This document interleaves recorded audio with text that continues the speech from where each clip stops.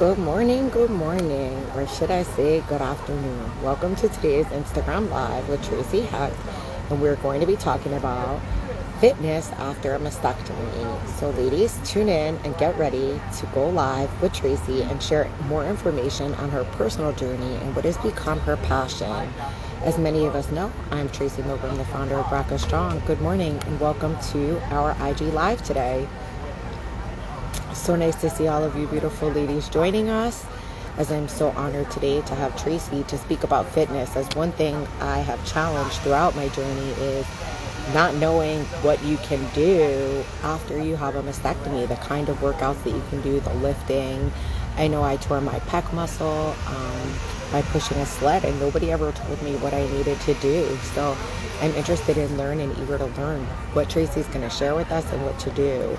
So for those of you that are not following Tracey, make sure that you go to Tracey Hecht at coaching and Instagram and follow her page, and she looks forward to educating women and carrying on her conversation with her.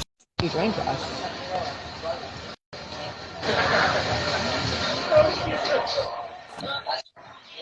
Good morning, Tracey. How are Good you? morning. I'm good. How are you?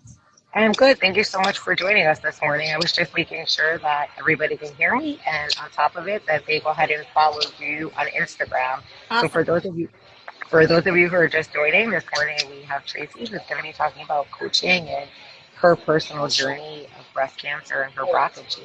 So I'm just going to take a minute and introduce myself. For those of you that don't know me, I'm Tracey Milgram, the founder of BRCA Strong, where we alleviate the emotional and financial burdens of women facing breast or ovarian cancer, regardless of predisposition.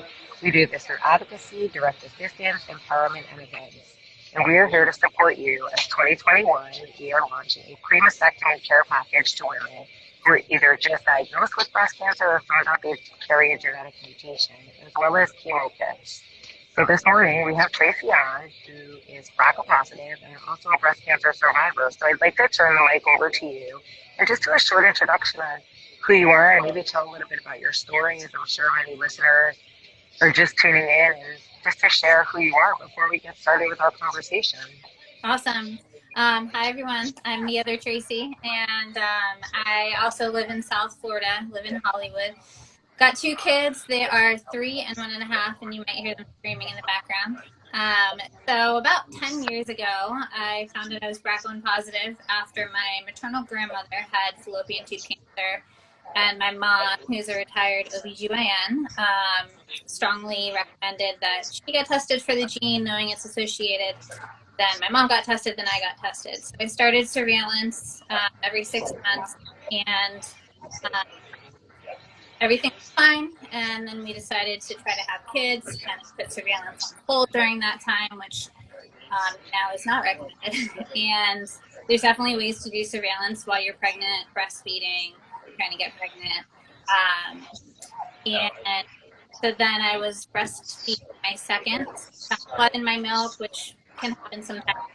And my mom strongly urged me to go to my physician. This was during the pandemic. It was May of last year. And one another, I was diagnosed with stage 3 triple negative breast cancer. I chemo on, the typical chemo on October 26th. I had my mastectomy November 18th, this radiation February 19th. And I'm now on oral chemo and Keytruda and have 6-ish months of that. My surgery changed for implants and get a hysterectomy and my ovaries out and all that fun stuff this fall. So recovering from my mastectomy tough for everybody, but I have always been really active. I've always been involved in sports and fitness. I've been a running coach for a few years and a group fitness instructor for a few years. And so getting through chemo and everything with as much activity as I could, and then trying to recover from surgery was like, what the heck is this? And it's like a whole new world of fitness.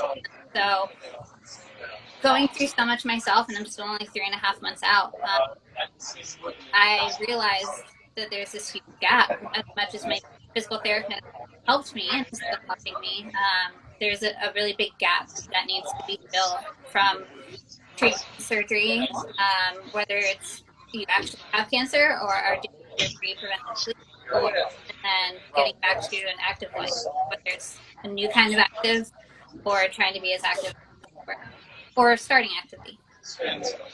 One thing you mentioned that caught my attention, and maybe you can elaborate a little bit, is, doing self-breast exams during pregnancy.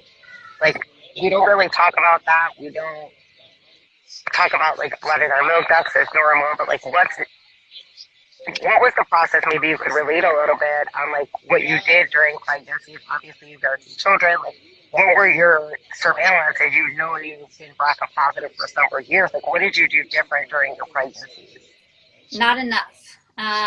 Very little, because in my head it was, well, if I'm breastfeeding, these hormones are out and I'm not taking it. It was a very ignorance is bliss kind of attitude. And can't say I regret it, because I don't really regret anything as far as my journey, except not doing enough surveillance. But there's so many changes that your body goes through, especially your breasts when you're pregnant or breastfeeding, or if you're trying to get pregnant, you're going through infertility treatment, which I luckily didn't. But I had a lot of changes with my breasts and thought that any lumps felt were clogged up, which can happen a lot. And I had a ton with my first child, and thought that what it was with the second. They were clogged, but milk with cancer. So, what I would recommend as far as surveillance when you're pregnant, or trying to get pregnant or breastfeeding, talking to your physician and seeing what you recommend. But you can get ultrasounds pregnant breastfeeding for sure. And I believe you can get mammograms at 100%, but I believe I've told that there's definitely to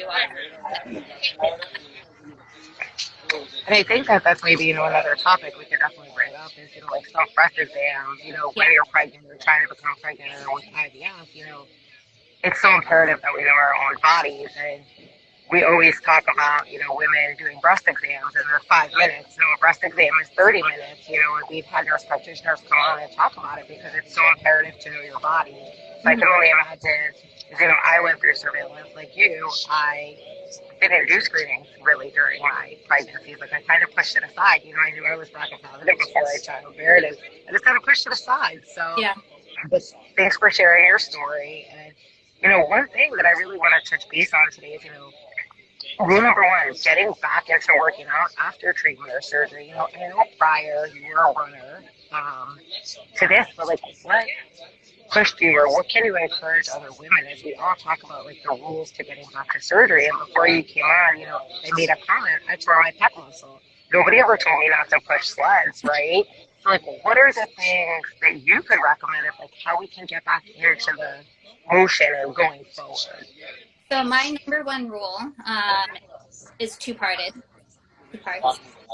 The first is only do what you're comfortable with. Like, never, I don't care what your personal trainer, your coach, even if your doctor clears you for something, if you're not comfortable with it, don't do it. And the second part of that is only do what you're here to do. And that might not be very direct.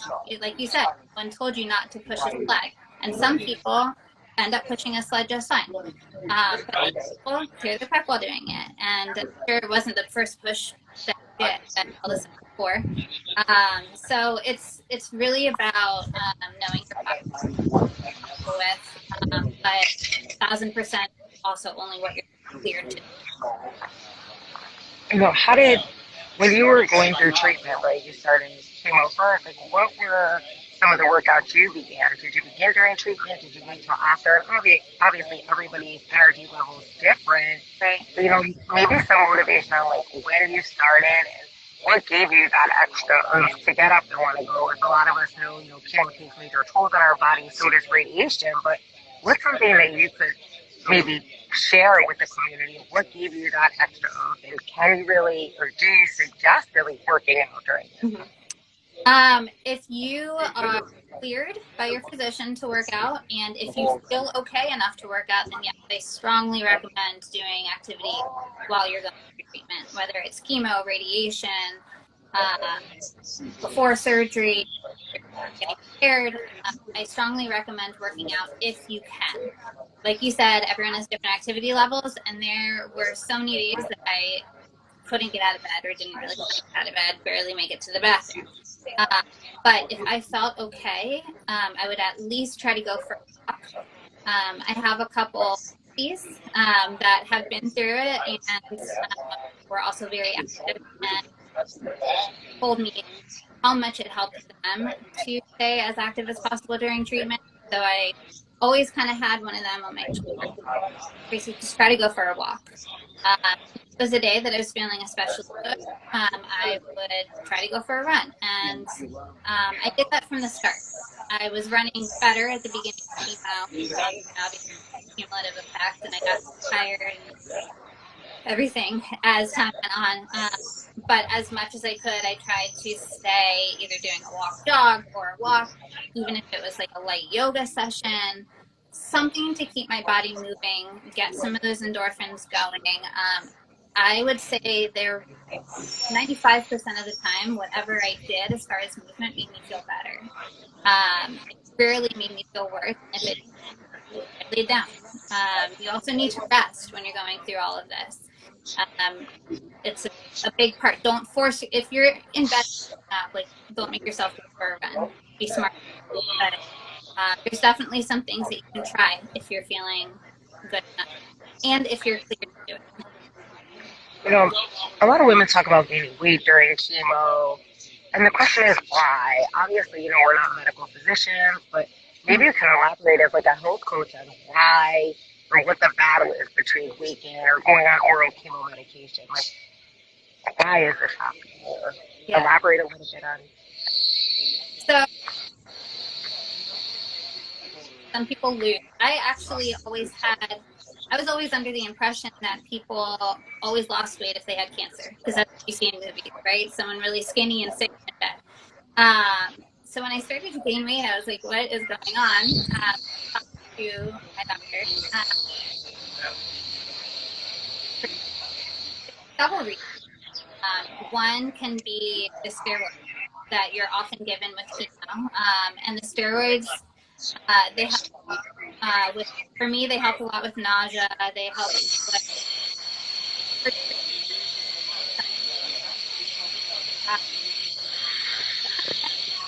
You're breaking up a little bit. It's okay.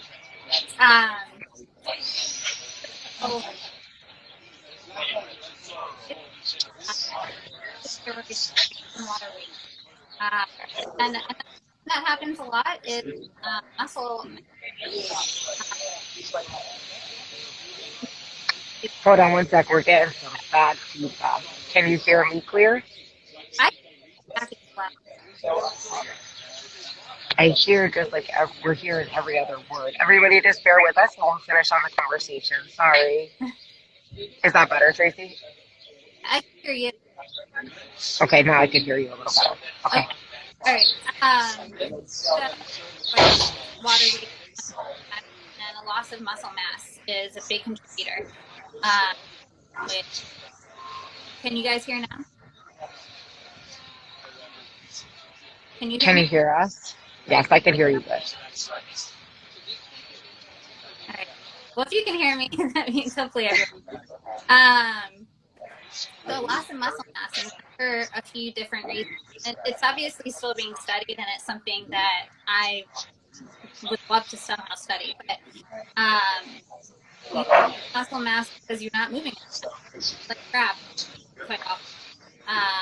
And if you don't use it, you lose it, right? So you're losing muscle mass, and that can lead to metabolism, which is going to make you gain weight. So there's several contributing factors. There's a lot of unknown in it, but I also personally, there's a lot of well, two things with my diet. I ate what I could tolerate, is very important.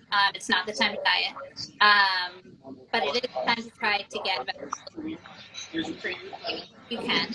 But I also ate my feelings. I was upset, and I was like, I want that cookie. It's going to make me feel better. And if I could keep it down, that's what I ate. So that's definitely part of why I gained weight, less activity. A lot of I people. mean, I don't know how much less activity you had. If you have two little kids, they keep you very busy, I'm sure. They do. Luckily, my mom came and kind of rescued us and lived with us for like 6 months. Took over with the because I don't know how I can chase them around while going through this on my own. Chase them around for me, but he's working. Yeah. A couple of questions is, a lot of women after treatment or take preventative action, it's like, will I ever feel like myself again? A lot of us talk about our new normal. I know personally, I'm living my new normal. So how do you relate to, like, will I ever feel like myself again? And, going through chemo, going through radiation, going through a mastectomy, going through the next steps, getting ready for your next step and phase. Will we ever feel like our true selves again? And maybe I think from a survivor's perspective, it's so important as you go through treatment or oral, chemos or medications or, like you said, steroids and, get loaded. But, like, will we ever feel like ourselves? Maybe, and hopefully you can feel like yourself again. I've got a breastie in Canada. I mean, she's in better shape than she was pre-cancer. So it's definitely possible to get back to a very active, if that is what you want, and happy and healthy lifestyle. I think the goal though should be to feel okay, and that's physically and mentally, because going through this screws with you in both ways, so in so many ways. But it might be a new normal, which might not be what we want, but it could be that new normal could be better, but there's definitely some adaptations that will be made at least to start, and then possibly carried through. But I don't think there's it's black or white.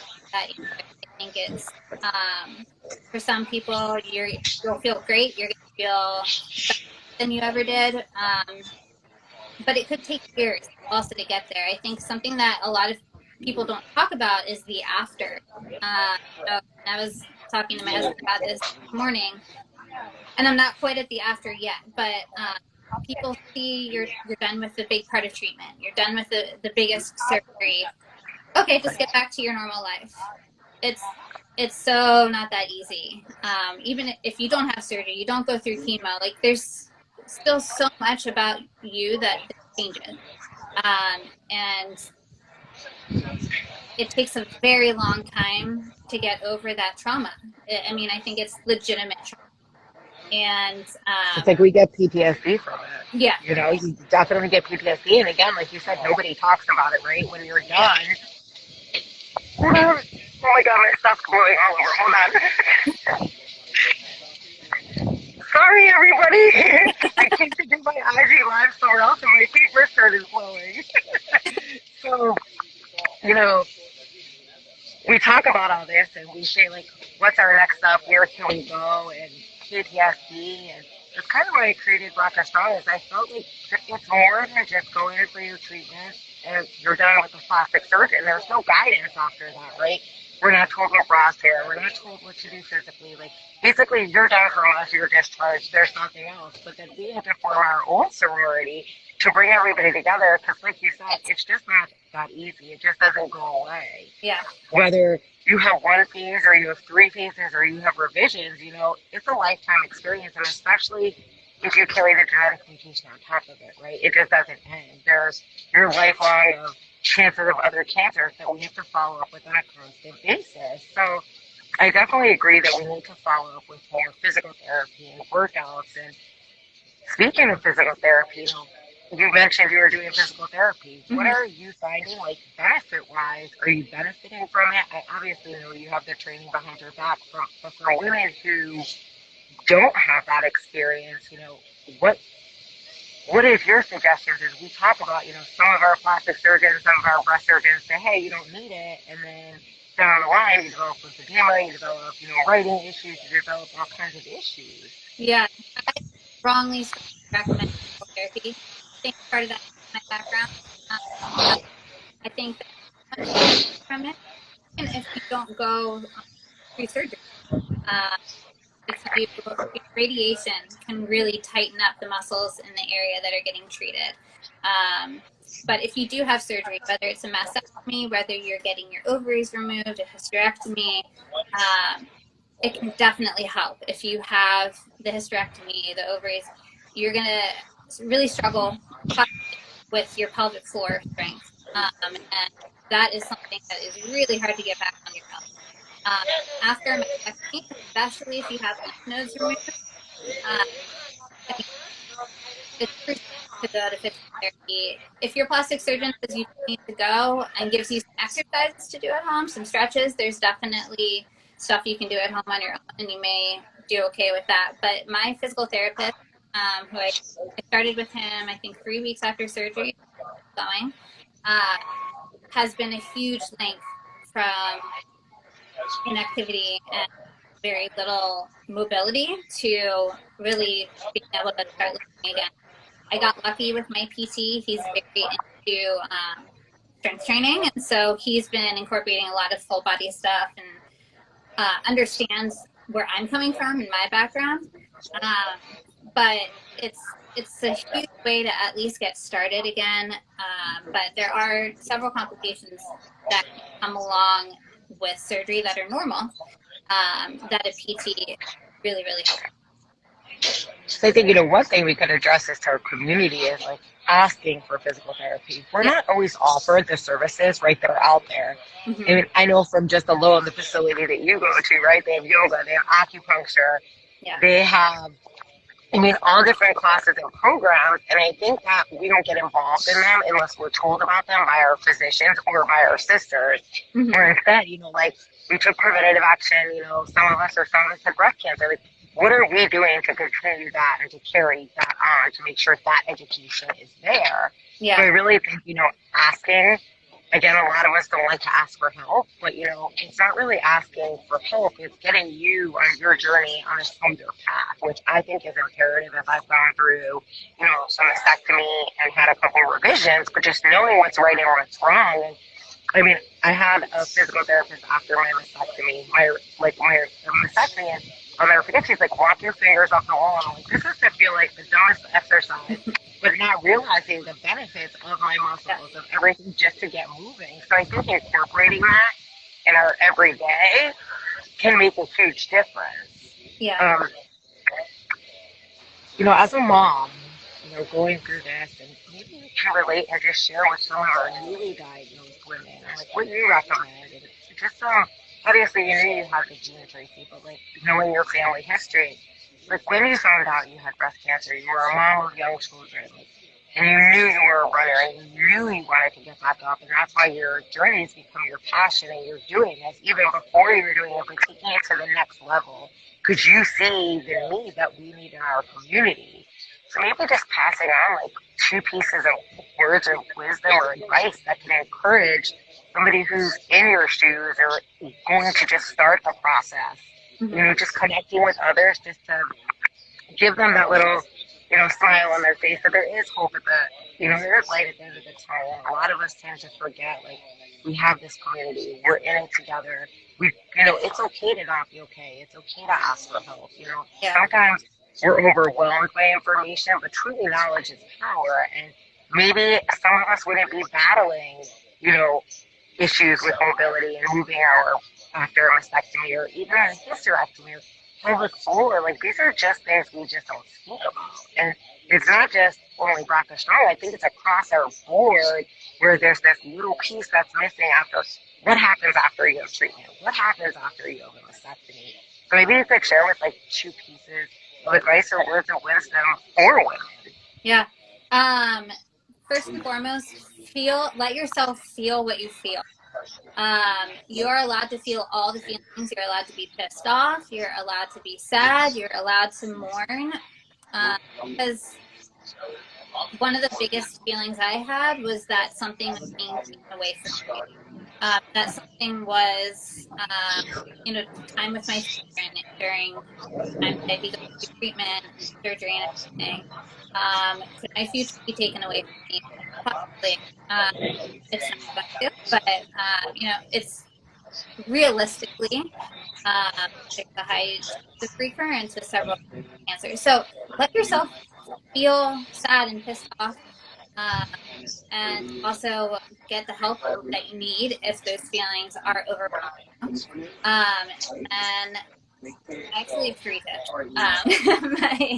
My second is try to stay active if you are cleared and if you feel okay, because I really think that is what helps me tremendously, both mentally, emotionally, and it really helped me in my recovery. Really helped me feel more like myself again. That is the one thing that I wasn't going to let be taken. So many things are taken, and my activity is the thing to let go. And then the third thing is take the help and suggestions from not the crazy amount of list you're going to get, but find some women like BRCA Strong, and take the tips that we give that you're comfortable taking, because that's how you're going to be able to advocate for yourself.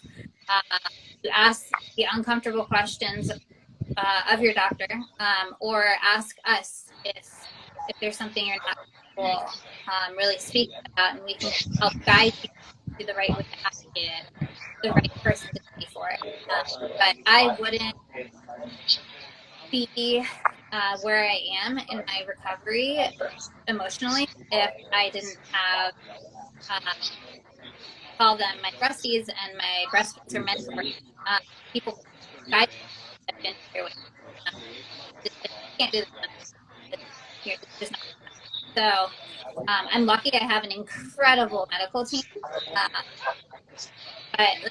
they can only do so much. I'm not the patient. So take the help off the community. Someone offers to watch your kids, walk your dog, cook your meal, take it. It's okay. Yeah. It's okay. And, asking for help definitely, it's hard for many of us, right? Like, we don't want to ask for help, or, like, it's okay to feel the feels. Let your body feel those feels. Let your body accept that it's okay. One thing you said that was super inspiring just out of me is, you kept going, Tracey. Like, you let your body rest when you needed to. You always got motivated to go up. And you're right that it depends on your doctor. It depends on your team. It depends on who supports you and keeping that positive energy flowing in your circle. When we get this diagnosis or we find out we're genetically disposed, it's overwhelming to us. And so many people want to reach out to us, but making sure that we say the right things at the right times to the right people, because it's never easy for somebody to process, oh, now I carry a genetic mutation, or oh, I have diagnosis of breast cancer or ovarian cancer. And the resources out there, are imperative. Who we follow, what we follow, and the actions that we take. And, here at BRCA Strong, we're always here to guide you. And we're so thankful that you came out today to share your story, opening up to the community.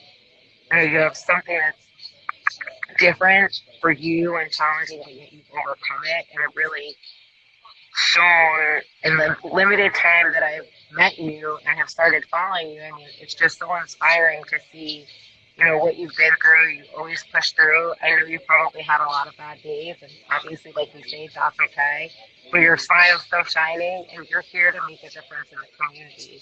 And at BRCA Strong, we're super thankful that we have this opportunity to come on to talk about, working out and gaining weight and what we can do and what we couldn't do, and maybe we can actually come together and set up like a workout for the girls, like something lightweight. It doesn't have to be weights, because obviously we're all at different levels, but just some motivational, physical movement, Yeah. go live and people walk together just to come together, because a lot of us don't have the energy, but maybe seeking it from others that can share their energy is so imperative. Mm-hmm.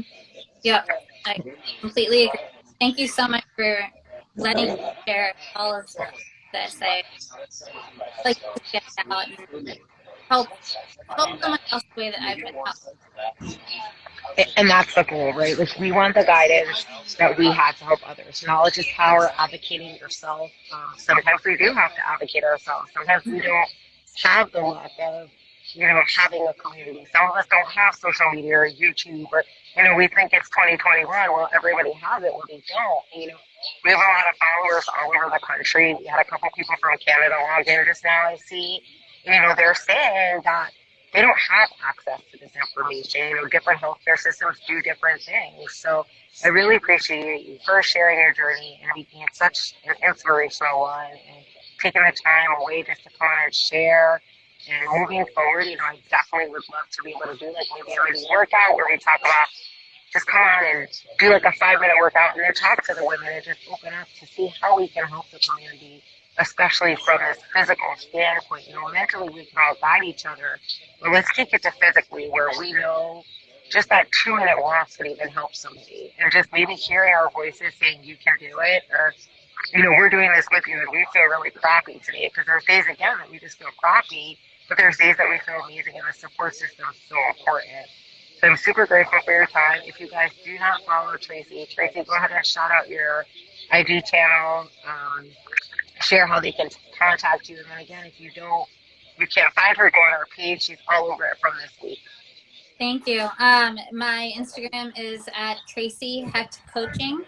It's TRACEY HECHT. I don't know, super easy name to spell, but Tracey Hecht Coaching. On Facebook, I have a Facebook page. It's also Tracey Hecht Coaching. And if you search on the website Final Surge, SUE, you search for me as a coach. My entire bio. If you think I talk a lot now, wait until you read it. Will pop up, and I'll there. Perfect. Well, thank you again, Tracey, and I look forward to talking to you soon and coming back on and having some more information. And I hope you have a fabulous day. Awesome. You too. Thank you, Tracey. Thank you.